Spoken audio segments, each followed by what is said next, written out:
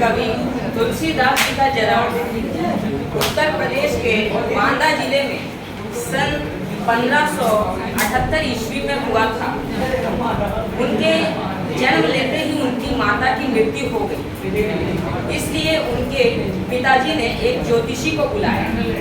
ज्योतिषी ने बोला कि यह बालक बहुत ही श्रापित बालक है, आपके पूरे कुल का यह विनाश कर सकता है, आप इसे त्याग दीजिए। तो वह अपने बच्चे का त्याग कर देते हैं। तुलसीदास जी के पिता का नाम आत्माराम दुबे थे, और जब उन्होंने अपने बच्चे का त्याग कर दिया तो वो जो एक गाय चुनिया थी उसे उस बच्चे पर दया आ गई। उसने उसे अपने घर ले लिया और उसका पालन पोषण करने लगी।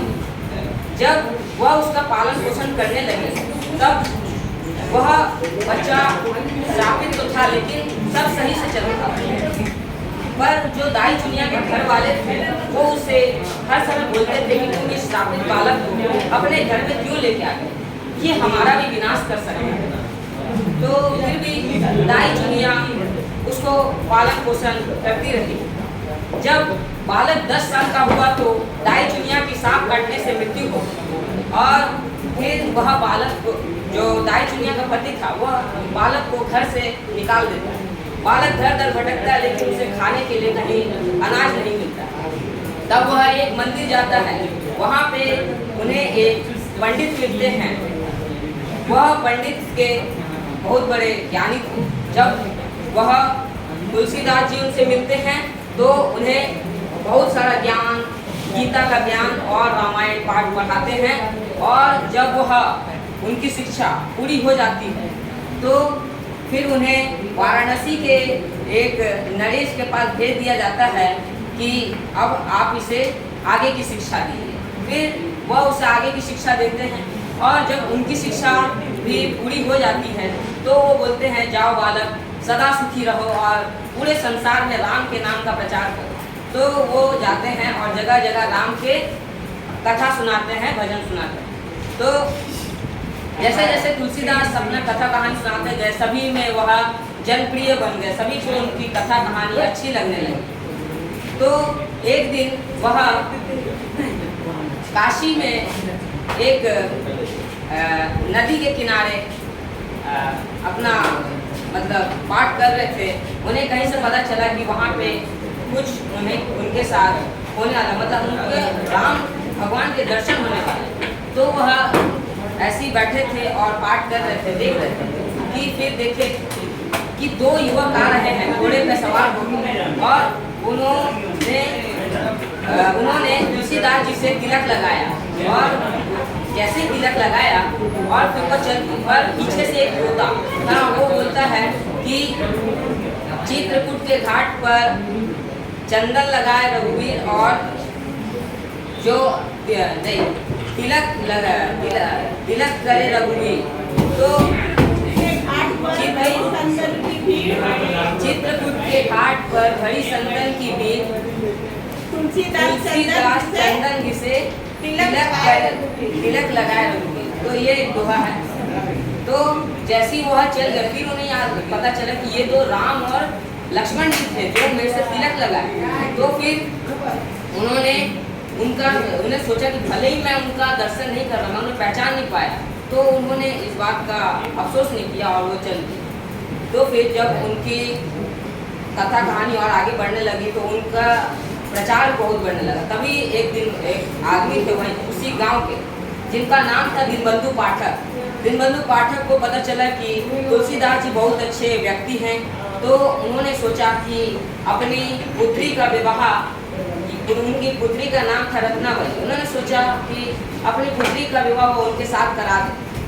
तो जैसे ही तुलसीदास भी इस बात के लिए राजी हो गए तो दोनों की विवाह संपन्न हुई और दोनों पति पत्नी के रूप में अपना गृहस्थ जीवन चलाने लगे। एक पर जो तुलसीदास जी थे वह अपनी पत्नी से बहुत प्रेम करते थे, जिस कारण उनकी पत्नी की सहेलियाँ उन्हें चिढ़ाती रहती थी। तो इस बात से दुखी होकर एक दिन वह अपने मायके चली जाती है। और जब वह तुलसीदास घर आके देखते हैं कि मेरी पत्नी तो घर में है ही नहीं, तो वह अपने पत्नी के मायके जाती है, मतलब जाते हैं। तो वह जब रास्ते में जाते हैं तो उन्हें एक बहुत बड़ा नदी दिखता है जहाँ से पार करना बहुत मुश्किल होता है। तो उन्हें दिखा कि एक लाश तैर रही है, लाश के ऊपर उन्होंने इस नदी को पार कर लिया और फिर चलते चलते चलते अपने पत्नी के ससुराल पहुंच गए। वहाँ एक सांप को ही उन्होंने रस्सी मान लिया और उसी को पकड़ के वह अपनी पत्नी के कमरे में गए और बोले कि तुम मुझे बिना बताए चली आए। तो फिर जो उनकी पत्नी ने कहा, फिर उससे तुलसीदास जी का पूरा जीवन बदल गया। उन्होंने कहा कि जितना तुम प्यार मेरे इस हाड़ मांस के पुतले से करते हो, उतना प्यार अगर तुमने श्री राम से किया होता तो आज तुम बहुत बड़े आज तुम बहुत बड़े एक बहुत बड़े ज्ञानी होते, तुम्हारा प्रचार होता। तो तुलसीदास को यह बात बहुत ही अड़ी, मतलब उन्हें बहुत खराब लगा। तो तब से उन्होंने अपना गृहस्थ जीवन छोड़कर अपना सन्यासी जीवन में पूरा ही जीवन व्यतीत कर दिया और जगह जगह फिर अपने राम का प्रचार करने लगे। फिर वह जो लिखते थे अवधी भाषा में लिखते, ठीक है। तो जो भी उनकी रचनाएं होती थी वह अवधी भाषा में करते थे। तो उन्होंने रामचरितमानस भी अवधी भाषा में रची, पर बहुत सारे पंडितों को ये पसंद नहीं आया। उन्होंने इसका विरोध किया। जब वो लोग इसे रोकने के लिए और उनकी सारी कविता को जलाने के लिए उनकी ओर बढ़ रहे थे, तो जैसे ही देखी कि उनके झोपड़ी के बाहर दो नवयुवक पहरा दे रहे हैं और वो और कोई नहीं प्रभु श्री राम और लक्ष्मण जी थे, तो वो लोग वहाँ से भाग गए। तो जब सबकी बैठक हुई और जब तुलसीदास ने कहा कि मैं तो अपनी सभी रचनाएं अवधि में ही करूँगा, आप चाहे कुछ भी कर लीजिए, तो वो सारे बोलने लगे नहीं, ये गलत है, तुम्हें यह संस्कृत भाषा में करना चाहिए। तो एक फैसला किया गया कि शिवलिंग का पास सभी ग्रंथों को रखा जाएगा और सुबह उठ के देखा जाएगा कि कौन सा ग्रंथ सबसे ऊपर रखा हुआ।